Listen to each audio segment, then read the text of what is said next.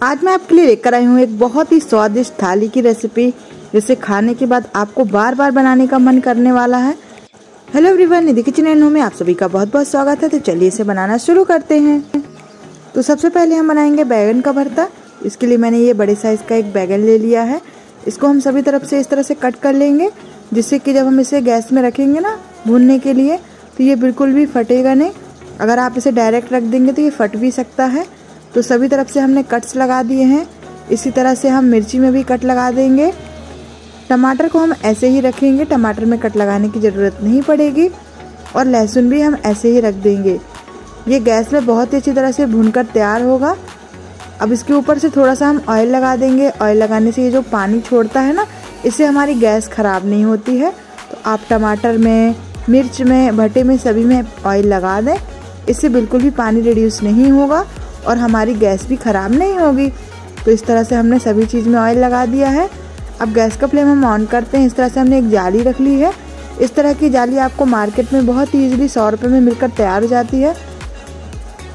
और इससे क्या होगा ना कि एक बार में आप सारी चीज़ें भून लेंगे। इससे ज़्यादा टाइम वेस्ट भी नहीं होगा और ना ही हमारी गैस वेस्ट होगी। तो सभी चीज़ों को हमें लगातार अच्छी तरह से घुमा घुमा के भूनते रहना है। गैस का फ्लेम लो टू मीडियम रखें। एकदम से बर्न नहीं करना है। ऊपर से भी अच्छी तरह से भुना हुआ होना चाहिए और अंदर से भी अच्छी तरह से कुक्ड होना चाहिए। तो लहसुन को भी हम इसी तरह से रख देंगे और इनको थोड़ी थोड़ी देर में हम टर्न करते रहेंगे, जिससे कि ये सभी तरफ से इवनली अच्छी तरह से भुन जाए। तो देखिए इस तरह से इन्हें टर्न करते रहेंगे और इन्हें हम भूनते रहेंगे। इन्हें भूनने के बाद हम पानी वगैरह में ऐड नहीं करेंगे, क्योंकि जो इनका अपना भुना हुआ टेस्ट होता है ना, पानी में डालने से वो चला जाता है, फिर वो उसमें भुना हुआ टेस्ट नहीं आता है। गांव में तो इन्हें चूल्हे में भूना जाता है या फिर घर पर ही चूल्हा बनाकर आप इस तरह से भूनकर बना सकते हैं। इससे बहुत ही ट्रेडिशनल और बहुत ही ऑथेंटिक तरीके से बनेगा। बिहार में या फिर विलेज स्टाइल में ये रेसिपीज़ बहुत पसंद की जाती हैं। जब तक में हमारे भट्टे वगैरह भून रहे हैं ना, तब तक में हम नान बना लेते। इसके लिए हमने 2 कप मैदा, 1/4 टीस्पून हमने यहाँ पर डाला बेकिंग पाउडर और थोड़ा सा नमक, 2 से 3 चम्मच हम डाल देंगे मिल्क पाउडर और सारी चीज़ों को मिक्स कर देंगे। बेकिंग पाउडर हमने 1/4 टीस्पून डाला है, सोडा नहीं डाला है। अब इसमें हम डाल देंगे 1/4 कप दही। इससे बहुत ही अच्छी तरह से फ्लफ़ी बनेगा, सॉफ्ट बनेगा और बहुत ही यम्मी हमारी नान बनकर तैयार होंगी। आप चाहें तो इसमें कुटी हुई लहसुन का इस्तेमाल भी कर सकते हैं, तो ये गार्लिक नान बनकर तैयार हो जाएगी। लेकिन हमने भरते में भी लहसुन काफ़ी ज़्यादा इस्तेमाल करनी है, तो दोनों में ना करें, नहीं तो फिर फ्लेवर मिसमैच हो जाएगा। अब दही को हमने बहुत अच्छे से मिक्स कर दिया है ना।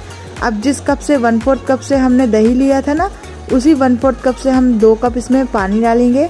पानी की रिक्वायरमेंट आप अपने हिसाब से रखें। आटे को हमें ना ही बहुत सख्त मारना है, ना ही बहुत ढीला, बिल्कुल नॉर्मल जैसे हम बनाते हैं ना, बिल्कुल उसी तरह से। तो अच्छी तरह से ये देखिए सेमी सॉफ्ट डो लगाकर हमने तैयार कर लिया है। अब इसमें 1 से 2 चम्मच करके ऑयल डाल देंगे या फिर आप बटर भी डाल सकते हैं और इसको अच्छी तरह से नीड करेंगे, जिससे कि आटा हमारा एकदम चिकना हो जाएगा। बेकिंग पाउडर डालने से आपने देखा है इसमें बहुत ही अच्छी जालियाँ पड़ गई हैं, जो इसके लिए बहुत ज़्यादा ज़रूरी है। अब इसको हम 10 मिनट के लिए छोड़ देंगे रेस्ट होने के लिए और इसके बाद हमारी जो नान है वो बनकर तैयार हो जाएंगी। यहाँ पर मैंने जैसे मैदे का इस्तेमाल किया है ना, तो आप चाहें तो आटे का इस्तेमाल कर सकते हैं या फिर आधा मैदा आधा आटे का इस्तेमाल करके भी आप इन्हें बना सकते हैं। तो ये देखिए बहुत ही बढ़िया से हमने इसे नीट कर लिया है। अब इसको हम रख देंगे 10 मिनट के लिए रेस्ट होने के लिए। तब तक में हम देख लेते हैं हमारे बैगन, टमाटर सब अच्छे से भुन चुके हैं। इन्हें बाहर निकाल लेंगे, थोड़ा सा ठंडा करेंगे, जिससे कि इसमें जो हम पकड़ सके इनको हाथों से, और फिर इसको हम सब अच्छी तरह से छिलके को निकाल देंगे। तो आप चाहें तो पानी में भी डाल सकते हैं। मैं बिना पानी में डाले इन्हें अच्छी तरह से साफ़ सुथरा कर लूँगी, जैसे कि जो भी हमारा भुना हुआ टेस्ट है वो ना निकले। तो जब ये हल्का सा ठंडा हो जाएगा ना, तो ये देखिए अपने आप ही ये छिलके सारे निकल जाएंगे। छिलके निकल गए हैं, इन्हें एक बाउल में ट्रांसफ़र कर लेंगे। सारी लहसुन भी हमने निकाल ली है। अब आप इसे चाकू से, फोक वाली स्पून से अच्छी तरह से इन्हें चॉप कर लें।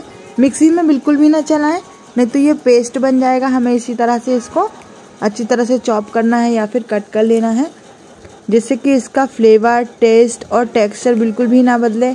अगर आप इन्हें पीस देंगे या फिर आप इन्हें पानी में डाल देंगे, तो जो भुना भुना टेस्ट होता है जो एक ऑथेंटिक टेस्ट होता है ना, वो इसमें से बिल्कुल भी नहीं आएगा।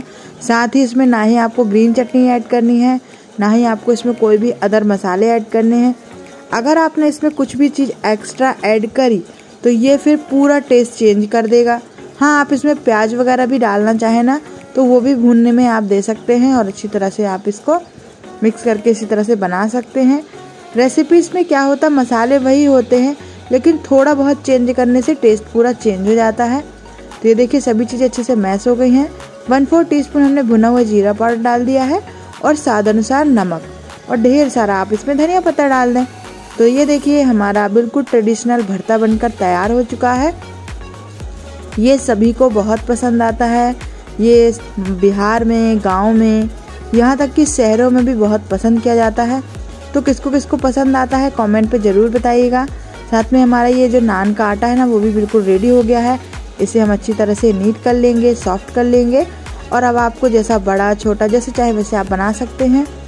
बिना तंदूर के आप इन्हें बनाकर तैयार करेंगे तवे में। तो इसे हमने अच्छी तरह से नीट कर लिया है, चिकना कर लिया है। अब एक पोर्शन हमने कट कर लिया है और इसको हल्का सा आटे में डिप करेंगे और बस इसको हम बेल देंगे। तो रोटी जैसे गोल गोल बेलने की ज़रूरत नहीं है, इसे अनशेप में ही बनाया जाता है क्योंकि बहुत ज़्यादा सॉफ्ट होता है ना, इसलिए। और मैदा है तो ये स्टिक भी ज़्यादा होता है, खिंचता भी ज़्यादा है। तो अब हम इसको सिंपल सा बेल देंगे। तो आप डिज़ाइन इसमें जो चाहे वो देना चाहें, लंबा चौड़ा जैसा चाहे बेलना चाहें वैसा बेल दें। तो इस तरह से हमने इसे बेल दिया है, देखिए। अब इसके ऊपर हम क्या करेंगे, थोड़ा सा धनिया पत्ता लगाएंगे और मगरेल लगाएंगे, यानी कि जिनको कलौंजी बोलते हैं। उसको लगाने से ये देखने में और सुंदर, खाने में टेस्टी और बिल्कुल मार्केट जैसे बनकर तैयार हो जाएंगे। तो मैंने तो इन्हें भरते के साथ सर्व किया है।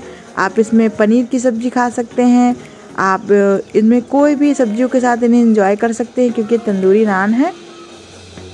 तो हल्का सा पानी डालकर, धनिया का पत्ता डालकर इसे अच्छी तरह से हमने स्टिक कर दिया, ये देखिए। अब हम इसको क्या करेंगे, टर्न कर लेंगे क्योंकि हमें इसे तवे में चिपकाना है ना। तो हम इसमें पानी लगा देंगे और गर्मा गर्म लोहे के तवे में इसे हमें डाल देना है, जिससे कि ये तवे को पकड़ ले और ये बिल्कुल तंदूरी जैसे काम करेगा। तो हमने पानी लगा दिया है, तवे को काफ़ी अच्छा हमने गर्म कर दिया है। अब इसको इस तरह से हमने दबा दिया। अब इसको ज़्यादा ना दबाएं, नहीं तो ये क्या होगा ना कि तवे से बाहर भी निकल सकता है। ये देखिए गुब्बारे जैसे फूली है ना हमारी नान। अब इसको टर्न करें और इस तरह से सेकें, मीडियम या हाई फ्लेम में। जलाना नहीं है, अच्छी तरह से कुक करना है। तो नीचे से भी कुक हो गया और ऊपर से भी बिल्कुल तंदूर जैसा इसका टेक्सचर बनकर तैयार हो जाएगा। तो दोनों ही चीज़ें हमारी रेडी हो जाएंगी। इसी तरह से आप ढेरों नान बना लें। अब इसके ऊपर हम बटर या फिर घी लगाएंगे। तो मैं यहाँ पर लगा रही हूँ देसी घी। इस तरह से सब तरफ लगा दें और इसी तरह से आप बाकी की और भी नान बनाकर तैयार कर सकते हैं। तो है ना यमी यमी, टेस्टी टेस्टी, जो भी खाएगा उसका बार बार खाने का मन करेगा। तो इस तरह से हमने बाकी की और भी नान बनाकर तैयार